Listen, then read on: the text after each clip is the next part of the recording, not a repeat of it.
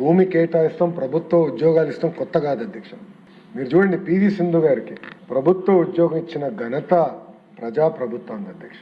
శ్రీచరణి అధ్యక్ష, మన women's cricket టీంలో అద్భుతమైన బౌలర్ శ్రీ. అంటే స్పోర్ట్స్ పర్సన్కి టెస్ట్ పెట్టాలని లేదు అధ్యక్ష. The idea is to promote sports. Quota ద్వారా వాళ్ళకి ఇవ్వాలని చాలా స్పష్టంగా ఉంది అధ్యక్ష. వాళ్ళందరికీ ఏదైతే రూల్ పాటించామో. చట్టసభల్లో మాట్లాడేటప్పుడు ప్రజాప్రతినిధులు ఆచి చూసి మాట్లాడాలి.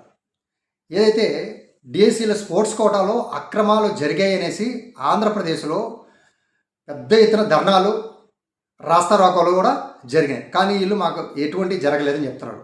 సింపుల్గా వాళ్ళే నిన్న లోకేష్ గారు మండలిలో సెల్ఫ్ గోల్ అంటే ఏ విధంగా సెల్ఫ్ గోల్ పడిందో ఒక్కసారి మనం వివరాల్లోకి వెళ్దాం, చూద్దాం.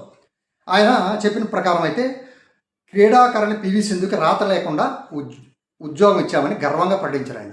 దాంతోపాటు ఇదే రీతిలో స్పోర్ట్స్ కోటా అభ్యర్థులను రాత పరీక్ష లేకుండా ఉద్యోగాలు ఇచ్చినట్టు చట్టసభల్లో ఆయన చావు కబురు చల్లగా చెప్పారు ఆయన. ఇదే విధంగా అంతర్జాతీయ క్రికెట్లో రాణించినటువంటి కడప జిల్లాకు చెందిన వీరపనాయుడుపల్లి మండలంకు చెందినటువంటి శ్రీచరణి, ఈమెకి చంద్రబాబు నాయుడు ప్రోత్సహించారు. అదేవిధంగా ఈమె వరల్డ్ కప్ గెలిచింది. అదేవిధంగా డిగ్రీ పూర్తయ్యాక గ్రూప్ 1లో ఉద్యోగం ఇస్తామని ఉచిత స్థలము ఇదే విధంగా ఆమెకు ఉద్యోగం ఇస్తామని ప్రోత్సహిస్తున్నాం మేము అనేసి అన్నారు ఆయన. వీళ్ళు ఇంటర్నేషనల్, వీళ్ళకి ఊరు పేరు లేకుండా జస్ట్ పార్టిసిపేట్ చేసిన వాళ్ళకి ఈ డిఎస్సిలో ఉద్యోగాలు ఇచ్చారు మీరు. దానికి తోడు ఇచ్చే ముందు ఏం చేశారంటే మంచి జిమ్మకి, అసలు తెలియని ఒక జిమ్మకి చేసిన వీళ్ళు ఏం చేశారంటే జియో నెంబర్ 4, జియో నెంబర్ 47 రెండు తీసుకొచ్చేసి స్పోర్ట్స్ ఎవరైతే పార్టిసిపేట్ చేస్తుంటారో వాళ్ళకి రాత పరీక్ష అవసరం లేదు, మేము ప్రోత్సహిస్తాం స్పోర్ట్స్ అనేది తెచ్చారు. మంచిదే, ఇక్కడికిక్కడ బాగుంది. లేవు వీళ్ళు ఇష్టం వచ్చిన వాళ్ళకి స్పోర్ట్స్ కేటగిరీలో ఇచ్చేసినారు. ఇచ్చేసి ఎవరైతే బాగా ఒరిజినల్గా వచ్చిన వాళ్ళందరూ వెనక్కి నెట్టేసి వీళ్ళకి ఇచ్చిన వాళ్ళకి ఇచ్చారు. జరిగిన వాస్తవం ఇది. ఇక్కడ రెండోది ఏం చేశారు, ఇదంతా అయిపోయిన తర్వాత ఈ నియామకాలన్నీ వాళ్ళ ఇష్టం వచ్చిన వాళ్ళకి ఇచ్చుకున్న తర్వాత రెండోసారి వీళ్ళు మళ్ళీ ఇంకొక జీవో తీసుకొచ్చారు.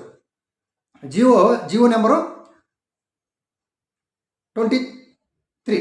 ఈ జీవో నెంబర్ 23 తెచ్చి లేదు ఇంక నుంచి ఇప్పుడు వరకు జరిగింది ఏం లేదు, ఇంక నుంచి ఎవరైతే స్పోర్ట్స్ కోటాలో రావాలని ఖచ్చితంగా రాత పరీక్షలు కావాలనేసి మళ్ళీ జీవో నెంబర్ తెచ్చారు.